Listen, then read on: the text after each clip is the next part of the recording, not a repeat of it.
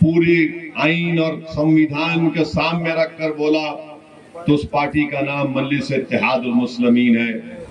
हमेशा इसको घुसपैठी का इलाहा करार देते हैं, तो इससे ये बात साफ जाहिर हो रही है कि वो एनपीआर एनआरसी के जरिए तकलीफ पहुंचाना चाहते हैं। आप देख रहे हैं केवल सच को एक तारीख बनाना है। 26 तारीख के दिन आपको तारीख ये बनाना है कि या तो आप वोट देंगे उस पार्टी के उम्मीदवार को जिसने सीमांचल की सरजमीन पर बसने वाले इंसानों से नाइंसाफी की है, या तो आप जालिमों के हक में वोट देंगे, या फिर आप इंसाफ की सरबुलंदी के लिए, सीमांचल की इंसाफ के लिए आप अख्तरुल ईमान के हक में अपने वोट का इस्तेमाल करेंगे। ये इलेक्शन आप याद रखिए बड़ा तारीखी पार्लिमानी इलेक्शन होने जा रहा है। तो 26 तारीख को सीमांचल की जनता को इस बात को याद रखना पड़ेगा,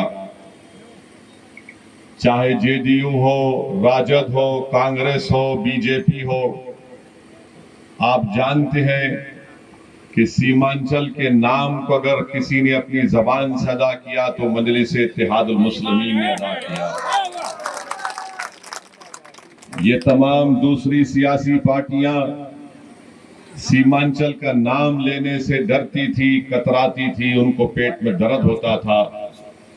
मजलिस ने जब से सीमांचल की इंसाफ की लड़ाई का आगाज किया, आज आप देखते हैं कि 9 साल के अरसे में नरेंद्र मोदी की जबान पर भी पूर्णिया में सीमांचल आ गया। ये मजलिस इत्तेहादुल मुस्लिमीन की कामयाबी है कि मोदी को भी इकरार करना पड़ा कि सीमांचल नाम का एक इलाका है जो भारत का सबसे पसमानदा इलाका है। 26 तारीख के दिन जब आप वोट निकलने वोट डालने जाएंगे तो आपको इस बात का ख्याल रखना पड़ेगा कि क्या मैं उस पार्टी का साथ दूंगा जिसने हमारी बेटी और बहन बिल्किस बानो की अस्मत रेजी करने वालों का उनको रिमिशन दिया, उनको जेल से रिहा करवा दिया। आज आपके सामने जेडीयू है, मगर याद रखिए ये जेडीयू नहीं, ये बीजेपी है। जब 26 तारीख को आप वोट डालने जाएंगे तो बिल्किस बानो की उस तकलीफ को याद रखिए कि हमारी एक बहन बेटी हामिला थी, 2002 में उसकी अस्मत रेजी की गई, उसकी एक 3 साल की बेटी को उसके सामने कत्ल कर दिया गया, उसकी मां को और उसकी खाला को हमारी बेटी के सामने बारी बारी से अस्मत रेजी करने वालों को नरेंद्र मोदी की सरकार ने रिहा करवा दिया।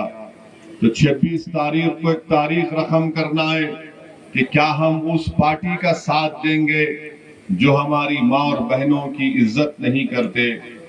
तीसरी बात आपको याद रखना है कि CAA का कानून जो नरेंद्र मोदी की सरकार ने बनाया, और उस पार्लियामेंट में अगर किसी ने CAA कानून के खिलाफ पूरी आइन और संविधान के सामने रखकर बोला तो उस पार्टी का नाम मजलिस इत्तेहादुल मुस्लिमीन है।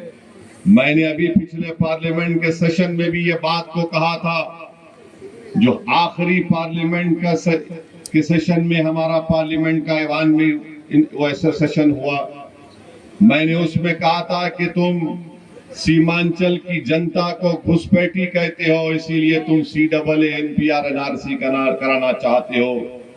नरेंद्र मोदी पूर्णिया में आए और नरेंद्र मोदी ने कह दिया कि इस इलाके में घुसपैठी घुस रहे हैं।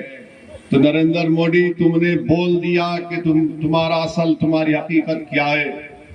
तुमने बता दिया सीमांचल की जनता को कि तुम यहाँ पर CAA NPR NRC के नाम पर सीमांचल की जनता को भारत की शहरियत से महरूम करना चाहते हो।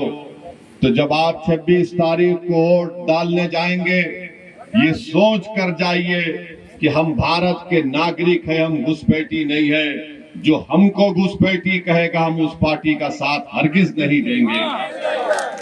चौथी बात आप याद रखिए कि सीमांचल और किशनगंज की जनता को एक फाल और हरकियाती मेंबर ऑफ पार्लियामेंट की जरूरत है।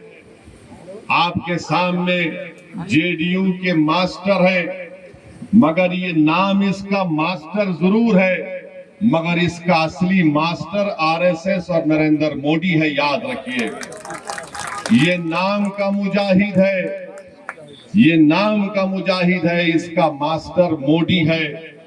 आपके सामने एक मास्टर है जिसका मास्टर मोदी है, दूसरी तरफ जावेद है। ये जावेद साहब का मामला ऐसा है कि ऐसा लगता है कि पार्लियामेंट में वो कहीं पर भी नजर नहीं आते। सीमांचल में तो कभी नजर आए ही नहीं। ये मैं नहीं कह रहा हूं, कांग्रेस पार्टी के जलसे से, जिसमें कांग्रेस के सदर बैठे हुए खड़गे साहब, उनके सामने उन्हीं के पार्टी के एक साबिका रुकन असेंबली, क्या नाम है, जनाब तौसीफ साहब ने कह दिया कि जावेद साहब आप किशनगंज की पार्लियामेंट में नजर नहीं आते, नजर आना चाहिए आपको। उन्हीं की पार्टी के लोग उनको कह रहे हैं कि वो गायब है। तो जो गायब है उसका साथ मत दो, जो हाजिर है वो आपके सामने अख्तरुल ईमान है, उसका साथ दो। अगर आप कांग्रेस का साथ देंगे 26 तारीख को, तो फिर याद रखिए हमेशा गायब रहेंगे। तो जब आप 26 तारीख को वोट डालने जाएंगे, मेरी आपसे गुजारिश है कि अख्तरुल ईमान साहब को आप वोट दीजिए। अख्तरुल ईमान की शख्सियत को कामयाब करना नहीं है, सीमांचल की जनता की कामयाबी के लिए, इंसाफ के लिए आपको अख्तरुल ईमान को कामयाब करना है। चाय मिलती है यहाँ पर, आप केला गोला मिर्च पैदा करते हैं, मगर क्या आपको उसको कीमत मिलती है उसकी? ये सब के सब कीमत कैसे मिलेगी जब आपकी तकलीफ को कोई समझने वाला होगा। अब जावेद साहब तो 1.5 लाख किलोमीटर चलकर भी उनको पता नहीं इसकी कीमत क्या है। मास्टर सिर्फ पैसे बांट सकता है, मास्टर के पास बहुत पैसा है, मगर याद रखो जो पैसे देता है वो निकालना भी जानता है। यहाँ अख्तरुल ईमान को कुछ चीज नहीं चाहिए। इस शख्स की जिंदगी का मकसद एक ही है कि बिहार में आपकी क़यादत खड़ी हो जाए और सीमांचल से इंसाफ हो जाए। अगर ये दो काम अख्तरुल ईमान की जिंदगी में हो जाएंगे, मुझे यकीन है कि होगा इंशाअल्लाह ताला। ये हमारी भी जिंदगी का मकसद है कि सीमांचल से इंसाफ हो। मैं बार बार आपसे कह चुका हूं और आज भी कह रहा हूं कि सीमांचल को मैं आता था, आता रहूंगा हमेशा इंशाअल्लाह ताला। सीमांचल का इंसाफ मेरे लिए बहुत जरूरी है। जब तक अल्लाह मुझे जिंदा रखेगा मैं सीमांचल की लड़ाई लड़ता रहूंगा। मेरी आंख जब बंद हो जाएगी तो अलग बात है, मगर अल्लाह जब तक सेहत और जिंदा रखेगा हम सीमांचल की लड़ाई लड़ेंगे। चाहे कोई भी आ जाए, हम इंसाफ दिलाकर रहेंगे सीमांचल में इंशाअल्लाह ताला। तो मेरे अजीज दोस्तों और बुजुर्गों, मैं यहाँ पर खड़े होकर अल्लाह से दुआ भी करता हूँ कि अल्लाह सुब्हाना व तआला हमारे साबिका एमपी मौलाना असरार कासमी साहब के अल्लाह उनकी मग़फ़िरत करे। नेक आदमी थे। जब ट्रिपल तलाक का कानून लाया गया तो उनको कांग्रेस पार्टी ने बोलने का मौका नहीं दिया। इतने बड़े आलिम दीन और मौलाना को बोलने नहीं दिया गया। मेरे भाई, ये पार्लियामेंट में बोलने ही की खुसूसियत है। कोई पार्लियामेंट नहीं जाता गूंगा अंधा बन के बैठने के लिए। पार्लियामेंट में कोई जाता है तो आपकी तकलीफ को बयान करने के लिए जाता है। आपके इस इलाके में आप जानते हैं कि यहाँ पर 5-8 नदियों का पानी आता है, महानंदा, मेंची और कनकई। इसका हल कैसे निकलेगा मेरे भाई? इस विधानसभा में इतनी तकलीफ है, इसका हल कैसे निकलेगा? अख्तरुल ईमान को आप यहाँ से अपना नया एमपी बनाइए।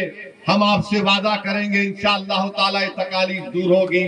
आपके इस विधानसभा में पिपरी थान से बादल चौक की रोड है, रोड नहीं है, रोड नजर ही नहीं आती। कौन ये आपकी लड़ाई लड़ सकता है? सिवाय अख्तर ईमान के कोई नहीं लड़ सकता। और जो मास्टर है वो मोदी उसका मास्टर है, और हम हर हाल में इनका साथ नहीं देना चाहिए।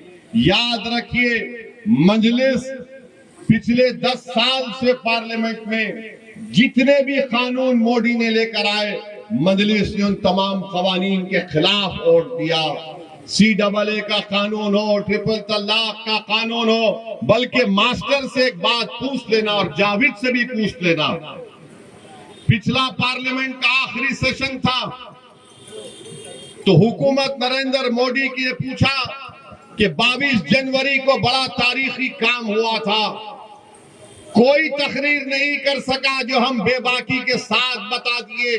हमने पार्लियामेंट में खड़े होकर कहा था ये जावेद और मास्टर को चैलेंज कर रहा हूं, तुम इस चुनाव में खड़े होकर बोलो बाबरी मस्जिद जिंदाबाद, बाबरी मस्जिद जिंदाबाद, बाबरी मस्जिद जिंदाबाद। नहीं बोल पाएंगे। क्यों नहीं बोल पाएंगे? क्योंकि मास्टर का मास्टर मोदी है, और जावेद तो बेचारे उनको बोलेंगे हाँ हमारी जान निकल जाएगी। ये काम हमने किया पार्लियामेंट में खड़े होकर। सबने हमसे पूछा तुम्हारी हिम्मत कैसे हुई? हमने कहा हिम्मत का मामला नहीं है, ज़रफ का मामला है। हिम्मत का मामला नहीं है, जिसका ज़मीर जिंदा होगा वो नाइंसाफी को नाइंसाफी कहेगा। आप बताइए, ये लोग ये भी नहीं कह सकते पार्लियामेंट में। अरे हम देखते हैं जावेद साहब को कुछ नहीं कर सकते, बैठे रहते। अच्छा, एक बात जावेद साहब की है, जब हमारा भाषण होता है तो पहले से आकर बैठकर सुनते हैं ये क्या बोलने वाला है।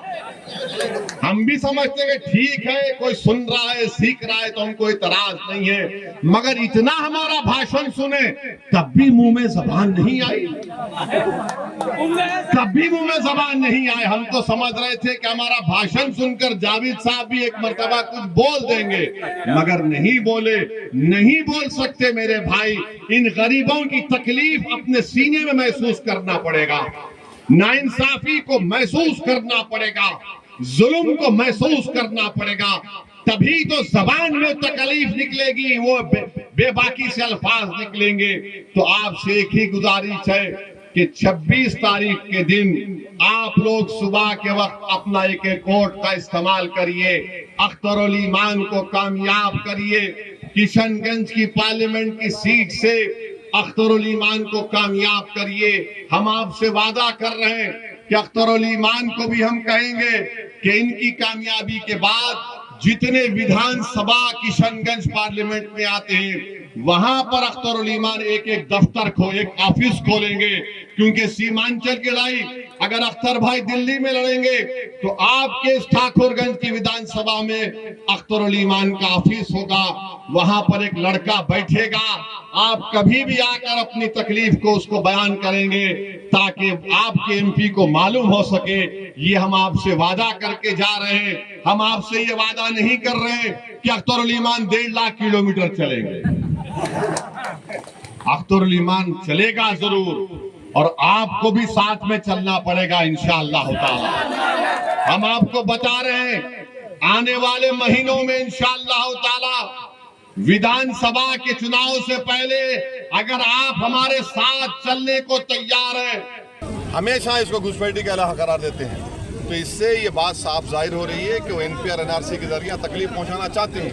हमेशा इसको घुसपैठी का इलाहा करार देते हैं। तो इससे ये बात साफ जाहिर हो रही है कि वो NP और NRC के जरिए तकलीफ पहुंचाना चाहते हैं। समन में अपने हिलने नहीं देंगे।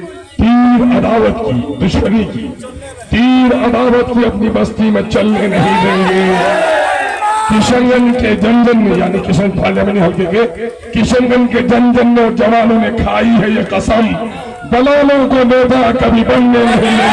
दलालों को नेता का निशान, फसल का निशान ठाकुरगंज की आवाम। अल्लाह का शुक्र है आपके जोश जनवरी को बड़ा तारीखी काम हुआ था, कोई तकरीर नहीं कर